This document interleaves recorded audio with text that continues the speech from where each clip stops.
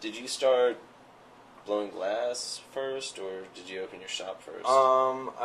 I opened my shop and I started blowing glass like really shortly after. I think I bought my torch like 2 months after I opened the shop. Mm-hmm. And I didn't really have any lessons or anything. I just kind of like slept in the shop on the couch. I'd fucking work the shop all day, close the store, blow glass till I was too tired, fucking sleep on the couch, wake up, do it again.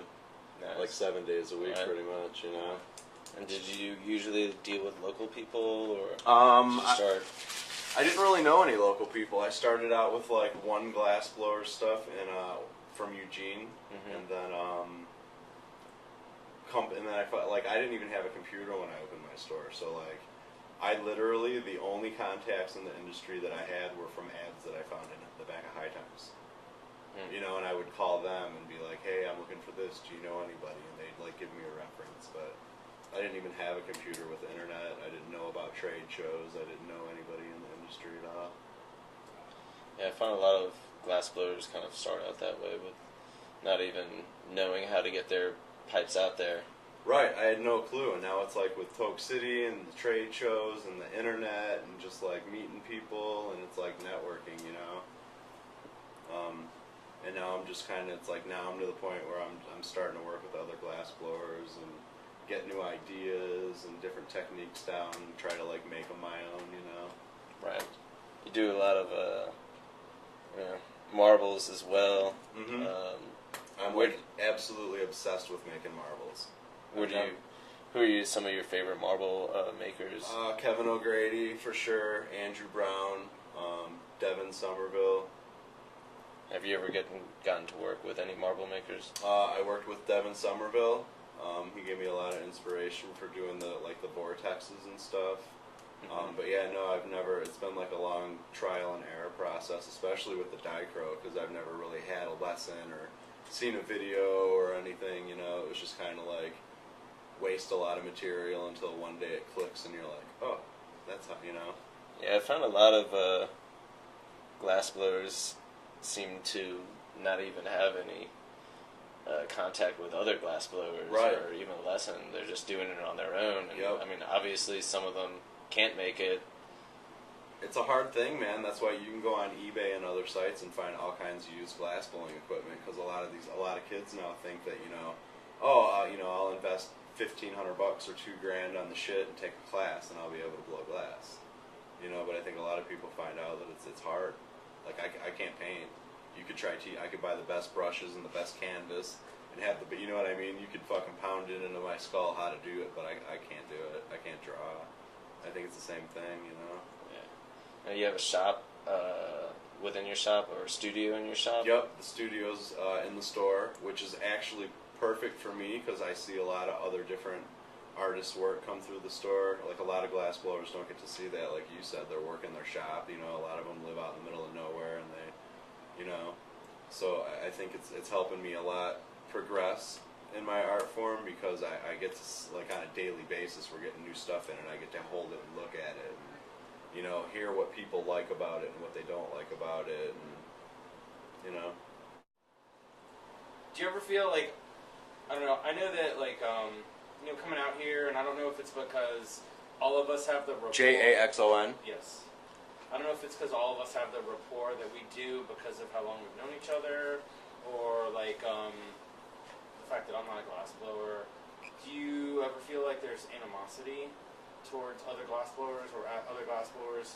Do you ever feel that or see it? If you do, it's because of a biting technique, or is it all about maybe just people's personalities? Some people are dicks. I think a lot of it is some people are dicks. I think most of the glass blowers are cool, but I think it's not so much stealing techniques because it's hard not to. You see somebody's work that you're like, wow, that's cool, I want to try that, and then you do it, and it's obviously not going to look exactly like theirs, so it's going to be kind of like a spin-off of somebody else's work. I don't know. I try being cool with it. I mean, I don't know. I haven't really met anybody that's an asshole or super cock. I mean, yeah.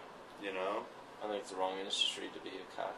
Right, Yeah. right, exactly. If you are like that, It's a friendly industry, and fuck off pretty right. much, you know? We're growing, but it's still a small enough industry to where it's a friendly industry. Yeah, and like especially for the three of us, like you know, we didn't get to where we are because we're fucking dicks. Like, we got to where we are because we're real. Yep. And, like, you know, there's a reason that we can get on the phone and you can call fucking Freak and, Yep. you know, all these people and be like, hey, come to my store and blow and we're going to fucking chill at Ghost. You get all them. Right. And then there's a reason, like, that me and Justin can fucking call up to Philly and just be like, yo, you know, send me this shit. Right. You know, like... Well, it's changed a lot in the aspect, too. When I started blowing glass, like, when I finally got into the community and, like, kind of started meeting people and finding out that, wow, there are some glass blowers in the Midwest where I am, I would literally, I remember not specifically, but I remember walking into people's shops and they would, like, you would walk in and they would stop doing what they were doing, put it in the kiln, turn their torch off. They didn't want you to see what they were doing. Oh, wow. You know, so that's changed a lot. Like, you could never, ever just contact someone online and pay them a couple $100 and take a class. You couldn't do it, really. You know what I mean? And now it's just, like, free. You know what I mean? Like, everybody's opening their shops to everybody, and that's why it's blowing up so much, because nothing's really a secret anymore. Yeah. You know, everybody's taking all these techniques from all these different artists and adapting them and putting them together and changing them. And, Yep. you know, and that never used to be. I think it's just like the past 5 years maybe that's happening. You know? For sure. It's like you can take a banjo class, you can learn banjo's techniques, Right. but you will never be banjo. Right, exactly. Your shit will look good. You will have some of the, you know, whatever, you know, it will be certain characteristics of what you make. Right. It's like, oh, cool, you know, that's like banjo. Right. But you can never pass it off as the original. You know, and it's just like, take those techniques and do them with what you do. Right. You know? Exactly. Make like yourself better. Banjo will always be up here. Yep. Compared to you. But you should never want to do something like banjo. You know what I mean? I think that's what makes the difference between an artist and a glass blower.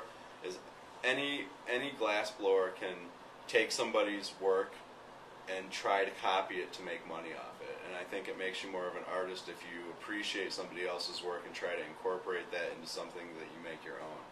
You know? And if you take the class from Banjo or Slinger or Mickelson and you copy theirs, it's blatant. You can see it.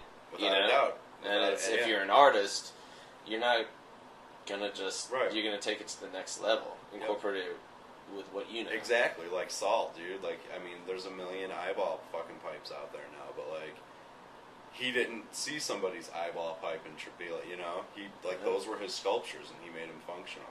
Yeah, there's so much, not so much shit, but there's definitely shit out there now that it's looking like Salt, but yeah, none of it even looks close to it. I'm almost like, I see that shit and I'm like, you should be doing that. Yeah, and talking to Salt, you know, about everyone making their Salt piece or Salt inspired piece, you know, he doesn't really take offense or whatever of someone making it. He doesn't copying him. He doesn't take offense, but I'm sure there's some sort of.